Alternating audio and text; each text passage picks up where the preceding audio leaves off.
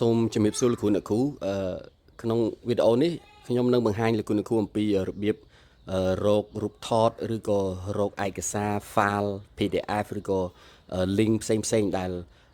លោកគ្រូអ្នកគ្រូបានទម្លាក់ក្នុង Telegram ប៉ុន្តែពិបាកក្នុងការរក scroll ឡើងលើចុះក្រោមអីវាយូរអញ្ចឹង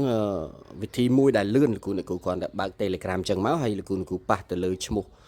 Telegram ខាងលើនេះបាទអញ្ចឹងលោកគ្រូអ្នកគ្រូនឹងឃើញមនុយវាមកជួរនេះអញ្ចឹងលោកគ្រូអ្នកគ្រូអាចបើសិនជាយករូបថតរកមើលរូបថតលោកគ្រូអ្នកគ្រូអាចចុចលើ media បើសិនជាលោកគ្រូរក file PDF ឬក៏ file អីផ្សេងៗលោកគ្រូចុចលើពាក្យ file អញ្ចឹងមក